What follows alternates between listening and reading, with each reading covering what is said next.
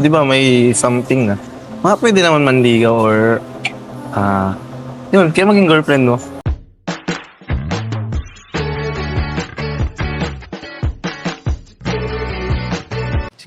Si Kuya Jens, ano yun, reactor natin yan.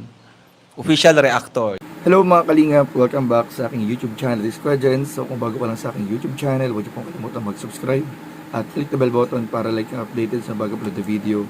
At huwag po natin kalimutang suportahan ng Bonding Kalingap sa panguna ni Kuya Val Santos Matubang, Ate Edlo Vlog at syempre Kalingap Rob. At pakisuportahan din po ang aming mga kasamahan sa Bonding Kalingap. Nandiyan po ang K-Boys, Kalingap Partner, Kalingap Reactor, at lahat ng charity vloggers sa buong Pilipinas sa tumutulong sa mga kabayan nating nangailangan at mahihirap. Suportahan po natin lahat, guys. So ngayong umaga mga kalingap ay bibigyan po natin ng reaction video ang huling episode po o ang nakaraang episode po ng Tambalang Rajel, kung saan po ginulat ng Rajel o ni Coach Ralph at ni Angelica ang kanilang mga taga-suporta o tagahanga dahil sa isang nangyaring biglaang proposal mga kalingap na nagkaroon ng hindi inaasahang resulta. So, huwag natin patagalin pa mga kalingap, panoorin na natin at bigyan po natin ng reaction video ang muling pagbabalik ng Rajel in 5, 4, 3, 2.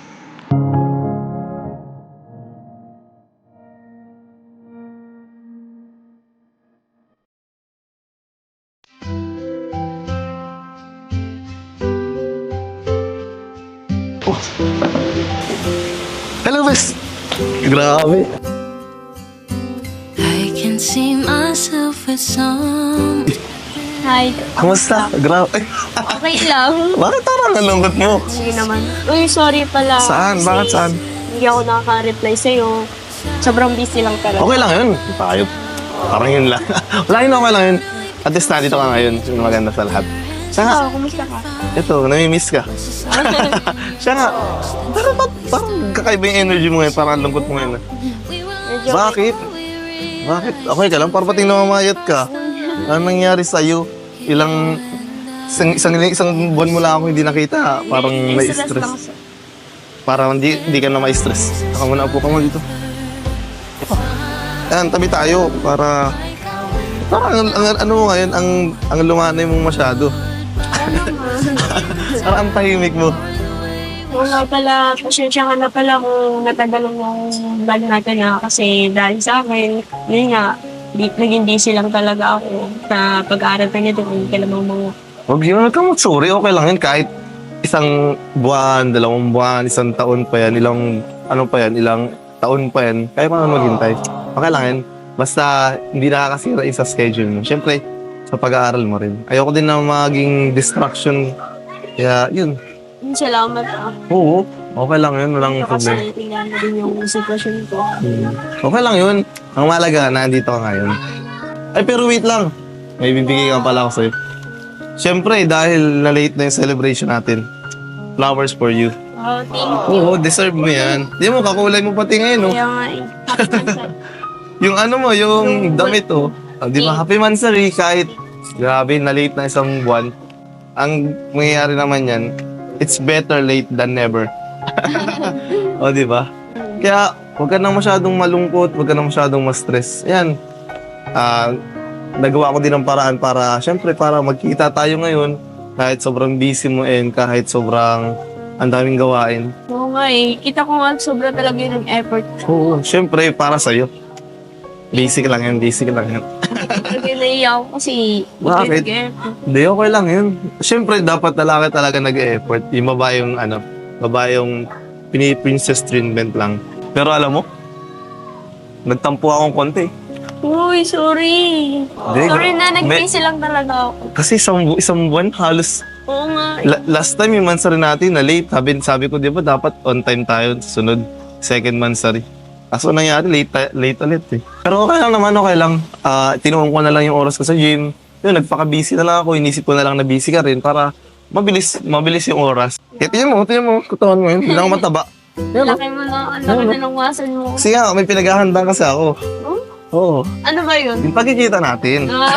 De, syempre, may pagkaka-photoshoot, tapos yun pa, magboborakay. Kaya talagang tinuon ko na lang yung oras ko sa gym.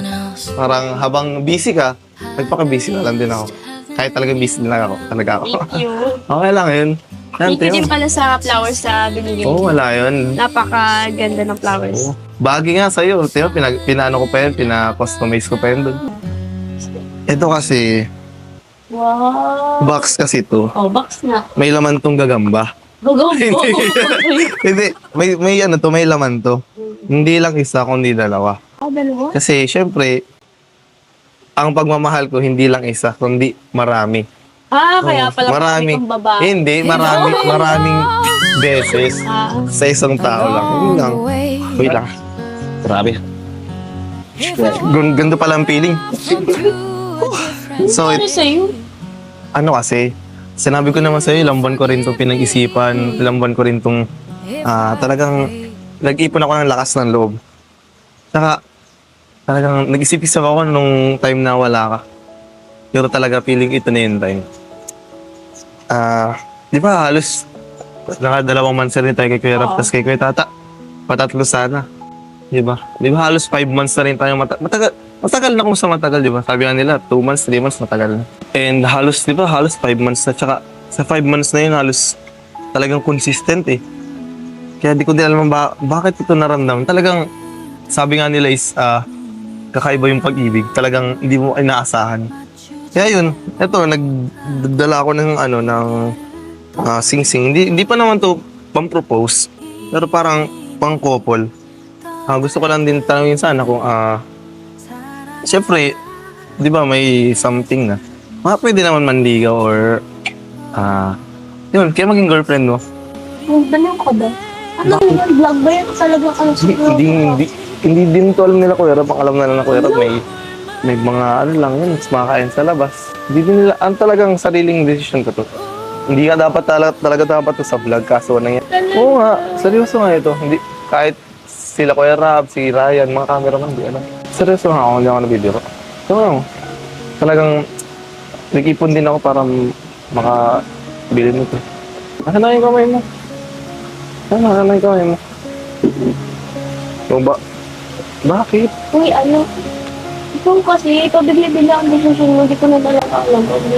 So ayun po mga kalingap, at muli nga po nating napanood ang Tambalang Rachel.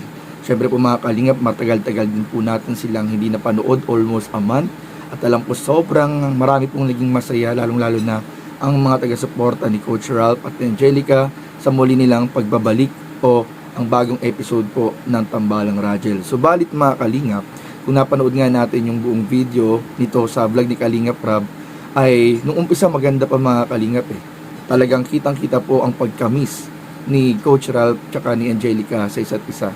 Subalit sa hindi inaasahan mga kalingap at lahat nagulat sa ginawa po ni Coach Ralph na tila ba pag-propose bilang o pagpapaalam kay Angelica na manligaw o maging girlfriend nito. At yun nga rin mga kalingap ay sobrang ikinagulat din po ni Angelica at sa hindi po inaasahang pangyayari ay medyo parang hindi po napaghandaan ni Angelica yung sagot niya or nagulat po talaga sa Angelica mga kalingap.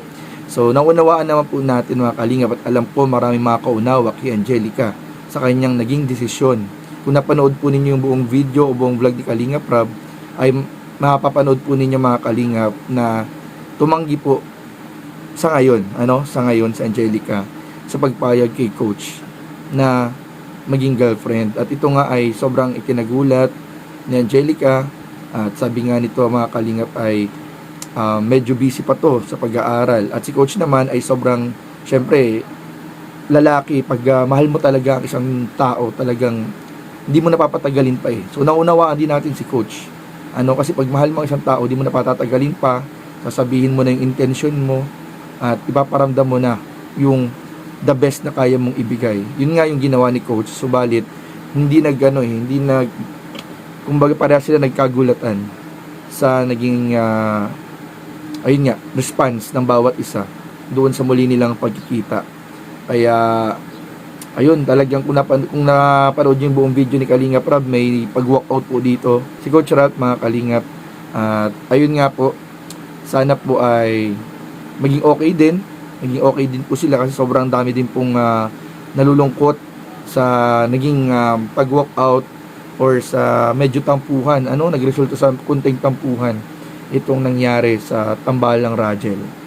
So, sana po sa susunod na episode po ay abangan natin sa vlog ni Kalingap Rob at sana po ay maging maayos po ang lahat. So, comment down below kung ano po yung masasabi po ninyo mga Kalingap dito sa episode ng Rajel, kung kayo ba ay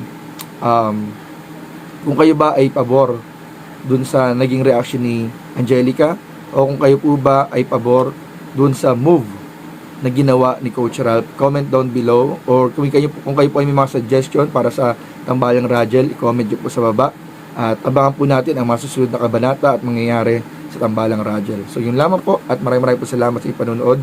Please don't forget to like, comment, share, and subscribe sa ating mga video. Maraming po salamat. God bless. Bye-bye.